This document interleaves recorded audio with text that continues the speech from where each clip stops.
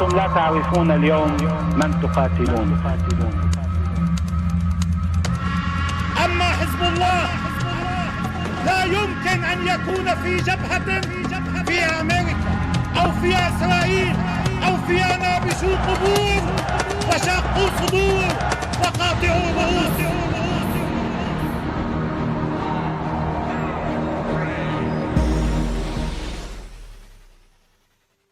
Au nom de Dieu, le tout miséricordieux, le très miséricordieux.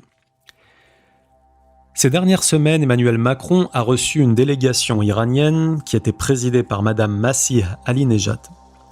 Cette dame avait quelques jours plus tôt eu un entretien avec Bernard-Henri Lévy et a profité de son voyage en France pour visiter et s'entretenir avec Caroline Fourest. Bien entendu, cela a participé à médiatiser ce que l'on appelle actuellement le soulèvement en Iran contre le voile et contre le régime des mollahs. Alors pour recontextualiser ce propos, commençons par mettre en avant ce que nous disent les médias, savoir que les Iraniens en auraient marre de la théocratie qui gouverne leur pays et qu'ils en ont marre de l'imposition de port du voile. C'est pourquoi le 13 septembre, une jeune femme qui s'appelait Mahsa Amini, qui était alors âgée de 22 ans, aurait été tuée, selon les médias, par la police des mœurs car elle portait mal son foulard islamique. En réaction, des femmes iraniennes ont donc commencé à se couper les cheveux, à sortir dans la rue, à se filmer et à diffuser tout cela sur les réseaux sociaux. Il y aurait donc eu des manifestations pacifiques en Iran, mais aussi dans les capitales européennes de la part de la diaspora qui souhaitait manifester son soutien à leurs proches restés au pays. Madame la ministre Isabelle Ron, Madame la ministre, elle est là. Si on regarde l'histoire, avant 1979, les femmes musulmanes en Égypte, en Tunisie et ailleurs, elles ne portent pas le voile. Depuis que ce régime de Moualla, le régime de la haine, l'ennemi de l'islam, ils ont empêché ça, mais la réalité non. C'est la liberté que je le demande même pour la femme musulmane. Il ne s'agit pas de l'unique soutien dont a bénéficié cette vague de contestation, puisque dans le showbiz, mais aussi des personnalités de la communauté LGBT ou encore des hommes et femmes politiques, leur ont manifesté médiatiquement et publiquement leur soutien.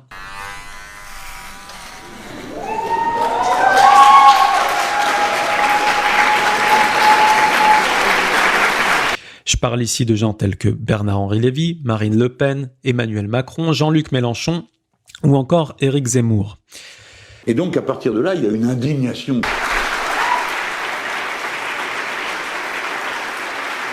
Dernier point, toujours selon la version médiatique, le pouvoir iranien aurait donc réprimé très brutalement sa population pour la condamner au silence. Voici donc une synthèse dans les grandes lignes de ce qui nous est rapporté dans les médias. Nous allons donc voir dans quelle mesure elle est fiable et quel crédit nous pouvons lui accorder.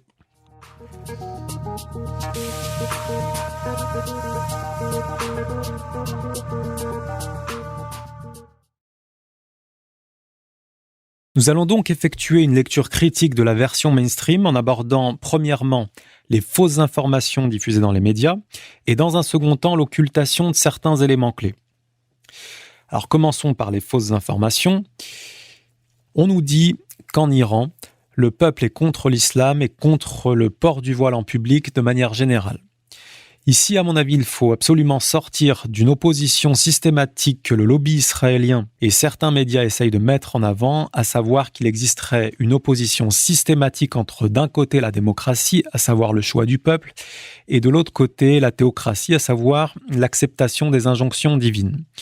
Alors, dit autrement, et pour le dire de manière un petit peu plus palpable, des gens comme Netanyahou essayent de créer un amalgame entre d'un côté Daesh et de l'autre l'Iran et le Hezbollah. Iran and ISIS are competing for the crown of militant Islam. They all agree that the world should be an Islamist hill, but they all want to be, each of them wants to be the king of the hill. In this deadly game of thrones, there's no place for America or for Israel. No rights for women, no freedom for anyone. So when it comes to Iran and ISIS, the enemy of your enemy is your enemy.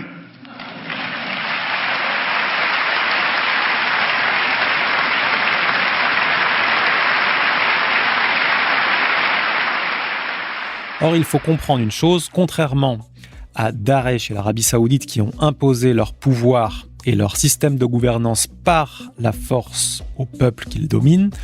La révolution islamique d'Iran est une révolution faite par le peuple iranien. Elle a présenté des dizaines de milliers de martyrs pour faire tomber un dictateur monarchique qui travaillait à la solde des États-Unis et de l'entité sioniste.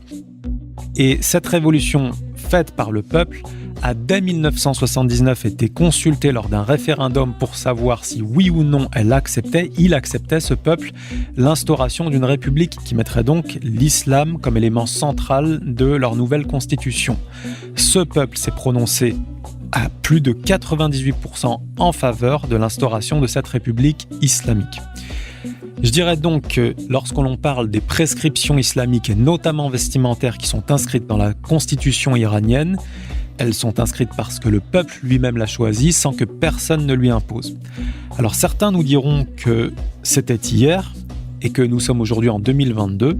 Dans la région de Téhéran aujourd'hui, 80% des femmes, il faut savoir qu'elles portent correctement le voile, c'est-à-dire d'une manière conforme à la loi iranienne, ce qui laisse bien entendu entendre qu'aujourd'hui encore, le choix de cette démocratie et de cette constitution islamique est voulu et souhaité par l'ensemble, et je dirais même par l'écrasante majorité du peuple iranien.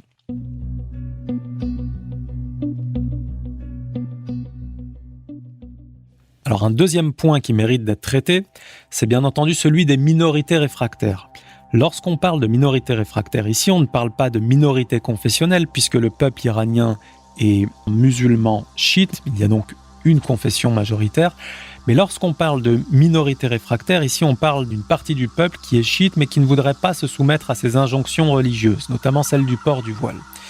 Il faut comprendre que premièrement ils sont une minorité, comme on l'a déjà évoqué, mais que c'est une minorité globalement tolérée, c'est-à-dire que les femmes en général qui ne veulent pas porter le voile ne s'habillent pas d'une manière qui soit totalement conforme à la loi, à savoir qu'elles laissent apparaître des parties de leur corps qui normalement sont interdites dans la loi iranienne, à savoir des parties des bras ou une partie des cheveux. Effectivement, il y a une police des mœurs pour vérifier que la loi soit bien appliquée, mais il suffit de se balader dans les rues de la capitale pour comprendre que toutes ces femmes sont absolument tolérées. Elles sont probablement des dizaines ou des centaines de milliers dans la capitale, ce qui, je le répète, est peut-être une minorité, mais elles sont clairement visibles et on voit que la police des mœurs ne les harcèle pas à longueur de journée.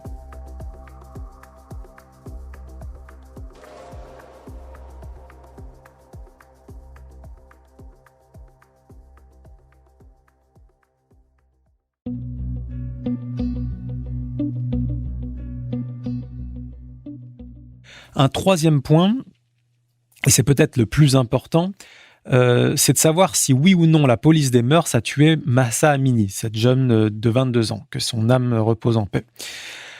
Alors contrairement à la rumeur propagée par Masih Alinejad, cette militante qui a été reçue récemment par Emmanuel Macron, qui a rencontré Caroline Fourest et qui s'est entretenue avec Bernard-Henri Lévy, Mahsa Amini n'a probablement jamais été frappée par la police des mœurs.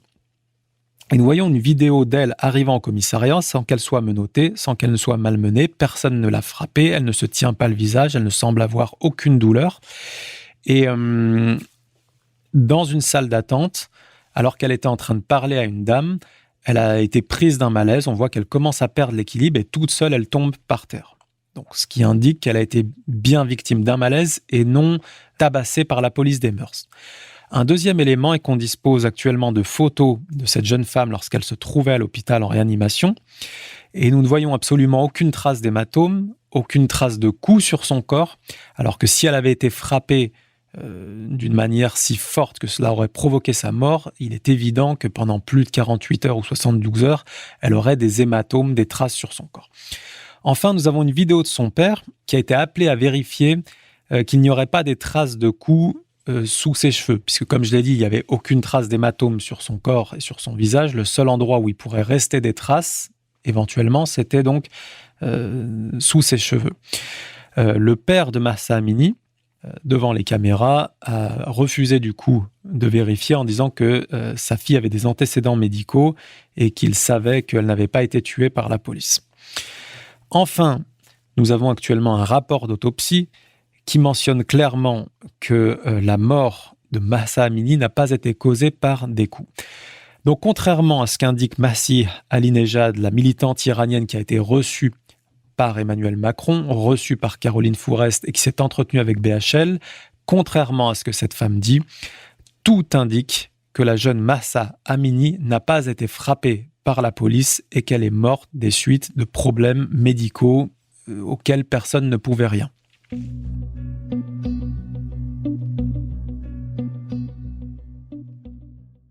Un quatrième point qui mérite une attention particulière est la médiatisation de faux meurtres, soi-disant attribués au régime. Vous allez voir la réponse du régime qui est évidemment toujours la même et qui va tirer. On vient d'avoir ces nouvelles il y a quelques heures à peine.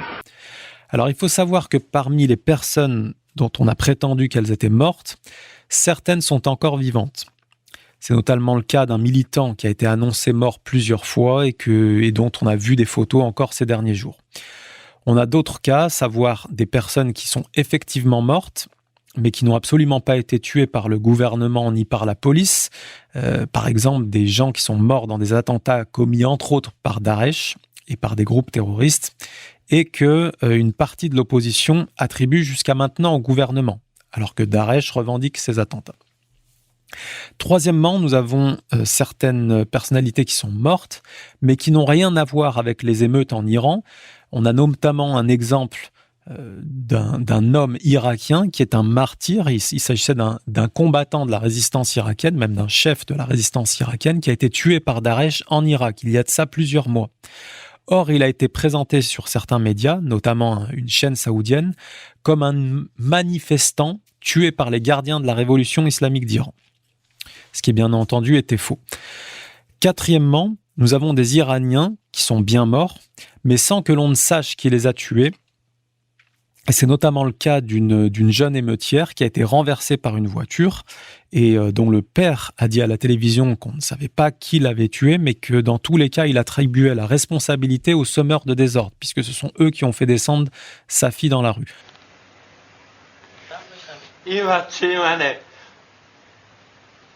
بدم میگن با ماشین زدن کشتن این بچه منه اینو با ماشین زدن BBC اعلام کرده دروغه با ماشین زدن کشتن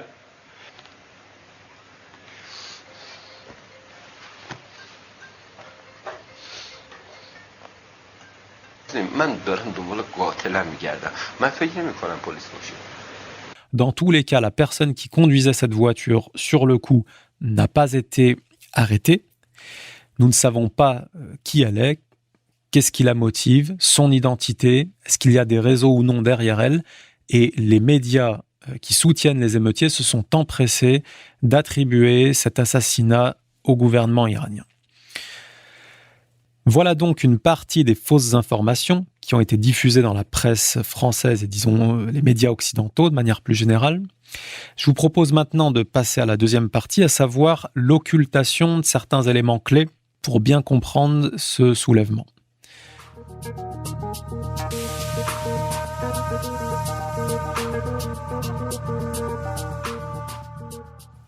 Alors une chose que nos médias se gardent bien de nous dire, c'est que ces manifestants, qui seraient soi-disant pacifiques, sont pour une partie armés jusqu'aux dents. On dispose de vidéos qui le prouvent, et notamment de vidéos dans lesquelles eux-mêmes se filment. Alors, on va essayer de reprendre ensemble la nature des crimes occultés par ces manifestants, ou disons par une forme de l'opposition.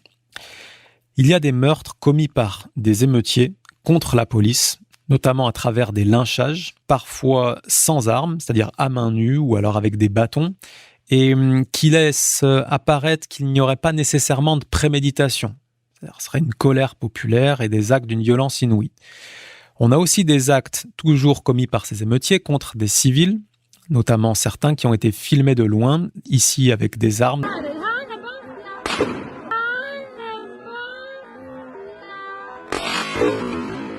Donc ça laisserait entendre qu'il y aurait peut-être une organisation, une préméditation. Mais nous avons aussi des meurtres commis par des groupes terroristes contre la police. Il s'agit ici d'attaques en groupe, notamment contre des commissariats, contre des bases des gardiens. Ces groupes sont armés et il y a des attaques planifiées. Mais ce n'est pas l'unique cible de ces groupes terroristes, puisque nous avons aussi des attaques contre des civils, notamment commis par Daesh dans la région de Shiraz. Il y a également des actes de torture qui ont été filmés par les manifestants eux-mêmes contre des policiers et des attaques sur du matériel public ou privé, notamment dans les premiers jours des émeutes. Nous avons vu environ 80 ambulances qui ont été incendiées et détruites par ces émeutiers.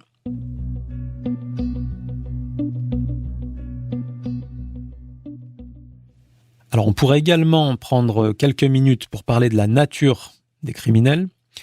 Lorsqu'il ne s'agit pas de réseau et qu'on parle plutôt d'individualité, on a pu voir le cas de certains repris de justice, c'est notamment le cas de Ilham Afkari, qui était une des meneuses des récentes émeutes. Il se trouve que cette dame est la sœur de Navid Afkari, qui était un lutteur qui a été condamné à mort et exécuté pour avoir tué une personne. En dehors de ces individualités, nous avons des groupes notamment séparatistes kurdes. Je rappelle que le séparatisme kurde voudrait la dislocation de plusieurs États d'un point de vue territorial, donc notamment de l'Iran, de la Turquie, de la Syrie et de l'Irak, pour créer ce qu'ils appellent le Kurdistan. Donc ces séparatistes kurdes qui opèrent notamment en Irak accueillent des bases du Mossad dans cette région. Et ils sont impliqués en Iran dans la contrebande d'armes qui servent actuellement à tuer le peuple ou la police, comme je viens de le préciser précédemment. Mais il ne s'agit pas là des seuls groupes impliqués, puisque nous avons également des groupes takfiri, c'est-à-dire plus ou moins terroristes, une tendance religieuse assez radicale. J'ai évoqué des attentats commis et revendiqués par Daesh, notamment dans la région de Shiraz il y a quelques semaines de cela. Mais nous avons d'autres groupes takfiri, notamment dans la région du Sistan et Baloutchistan, près de la frontière pakistanaise, qui sont ces groupes-là sous influence saoudienne.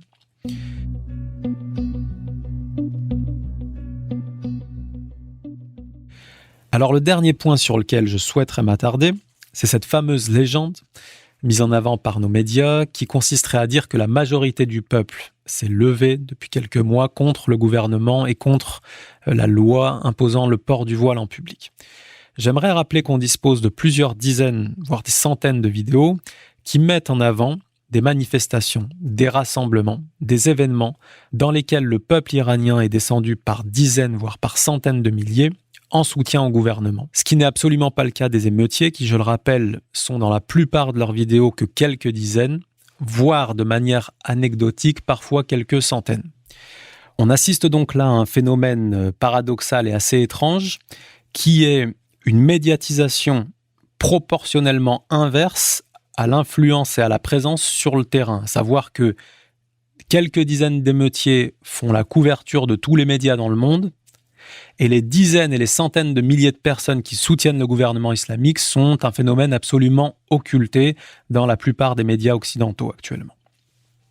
En conclusion, et pour synthétiser le propos, nous avons donc vu aujourd'hui qu'Emmanuel Macron a reçu à l'Élysée il y a quelques semaines une partie de l'opposition iranienne qui participe à diffuser de grands mensonges sur la nature des émeutiers en Iran, qui participe à légitimer une forme de terrorisme et de violence et qui occulte totalement le soutien dont bénéficie le gouvernement islamique actuellement en Iran.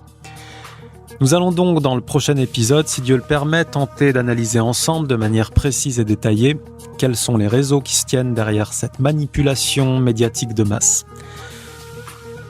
Chers auditeurs, c'est tout pour aujourd'hui. Je vous rappelle que vous pouvez participer à l'enregistrement de cette émission tous les dimanches à 21h30 sur le canal Telegram Axe de la Résistance.